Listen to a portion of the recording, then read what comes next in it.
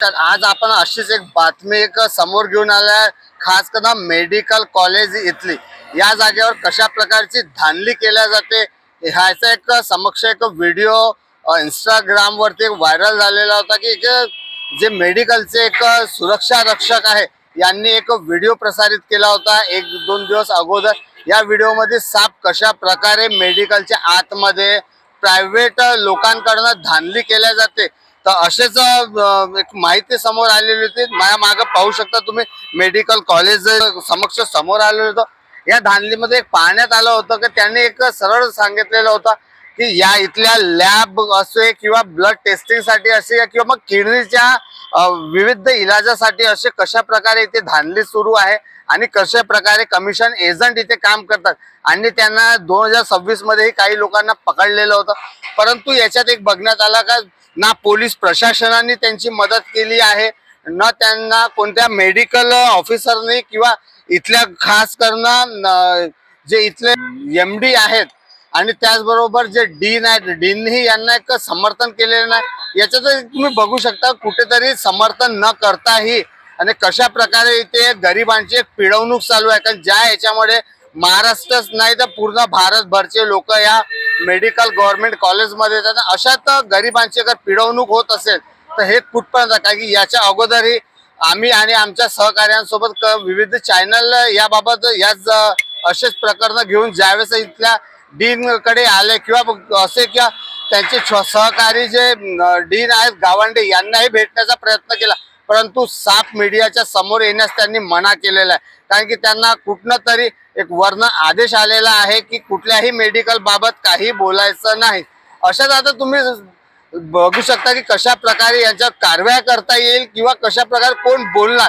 कारण की महाराष्ट्र सरकारमधले आजही जे आमचे की स्वास्थ्य मंत्री ही कुठपर्यंत विलिप्त आहे, कारण की हा कुठेतरी एक पैशांचा देवाणघेवाणचा ही मामला समोर येत आहे। कारण की याच्यामध्ये विदाऊट किंवा कशाचाही लोभ न बाळगता अशा जागेवरती प्रायव्हेट व्यक्ती कसं काय काम करू शकते। कारण की महाराष्ट्र गव्हर्नमेंट किंवा भारत सरकार या मेडिकलवरती अरबो रुपयाचा खर्च करत असतानाही इथली अगर कुठली गोष्ट लॅब टेस्टिंग साठी बाहेर जात असत तर हाच एक महाराष्ट्रच नाही तर नागपूरसाठी एक शर्मेचा विषय आहे। कारण की इथे हायटेक प्रोफाईल अशा पॅथ लॅब असतानाही बाहेर का बरं जातात याचाही प्रश्नाचं उत्तर कोण दे। अशातच सुरक्षा रक्षकांनी याबद्दलची काय माहिती दिली तेही आपण समोरच्या याच्यामध्ये जाणून घेऊ। जय हिंद, राम राम मित्रांनो। मला माझा जीवाचं बरं वाईट वाटत आहे म्हणून मी हे व्हिडिओ 2:45 दरम्यान शूट करत आहो। मित्रांनो, मी तुम्हाला सांगतो माझी नेमणूक GMC नागपूर येथे आहे गव्हर्नमेंट मेडिकल कॉलेजला। इथे मी काही अलिगल जी गोष्टी चालत आहेत त्याचा विरोध केला आहे म्हणून सगळं म्हणजे दोष माझ्यावरच थोपवत आहे। मी तुम्हाला स्टेप बाय स्टेप सांगतो मित्रांनो मी 2026 ला एक अवैध लॅबवाला पकडलेला, तर मी त्याला पकडून आपल्या त्या लॅबवाल्याला मी 50 नंबर ICU जे वार्ड आहे लहान बच्चूंचा त्या वार्डामध्ये पकडलेला आणि त्याला पकडून मी CMO मॅडम यांच्याकडे नेलेला। नंतर ते CMO मॅडमनी मला सोबत घेऊन मेडिकल सुपरिटेंडंट जे सर आहेत त्यांच्याकडे घेऊन गेलेत। सर म्हणतात की तुम्हीच जावा तुम्हीच कारवाई करा। चला, मान्य केलं, मीच गेलो मीच कारवाई केलं। तरी पण पोलीस प्रशासनाकडून यावरती काहीच लक्ष घालण्यात नाही आलं। त्याच्यावरती फक्त त्या NC मध्ये असं लिहून दिलं की फक्त यांनी सरकारी कामामध्ये अडथळा आणला। मित्रांनो, त्यानंतर मी सगळं ऑफिसवाल्यांनाही कळवलं। त्यानंतर अजून यावरती ॲक्शन घ्यायला पाहिजे होतं पण ॲक्शन घेण्यात आलं नाही। त्यानंतर मी अजून 19/2/2026 ला अवैध लॅबवाला पकडला, त्याचं नाव होतं जेनक्स। याला मी वार्ड नंबर 47 ला पकडलं। वार्ड नंबर 47 ला काही जे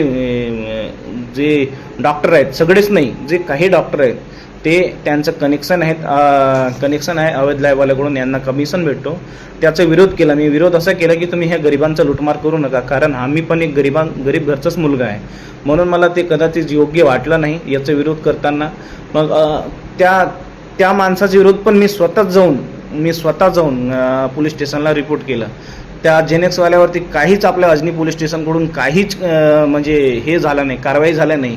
त्याच्यावरती कारवाई जर झाली असती मित्रांनो तर त्याची हिंमत नसती राहिली की अजून त्यांनी डबल येऊन त्या हॉस्पिटलच्या वार्डामधून सॅम्पल घेऊन जावं आणि हे 4 तारीखच आहे बहुतेक, शनिवार माझी फर्स्ट शिफ्ट होती. त्या दिवशी मी 52 नंबर ICU वार्ड या ठिकाणी मी त्याला पकडलेलं आहे.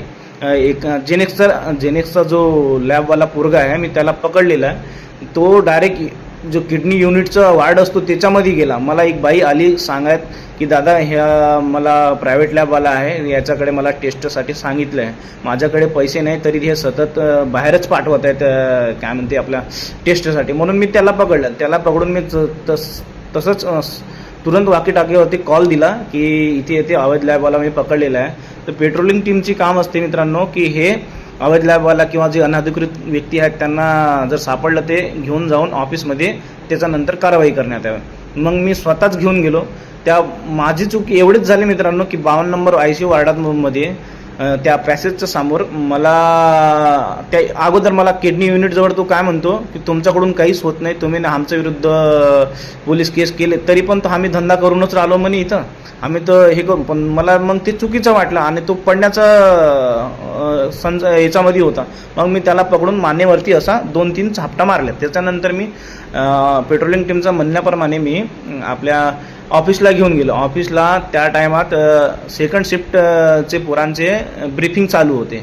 मी पोचल्यानंतर ब्रीफिंग सुटली आणि जे ब्रीफिंग सुटल्यानंतर जे सेकंड शिफ्टमध्ये चढणारे नेऊल सर होते त्यांना मी सांगितलं, सर या पोराला मी अवैध लॅबवाल्याला पकडलं आहे, तुम्ही याला घ्या म्हणलं आपल्या अंडरमध्ये, मी आता चाललो, माझी ड्युटी संपली तर तुम्ही कारवाई करा याच्यावरती.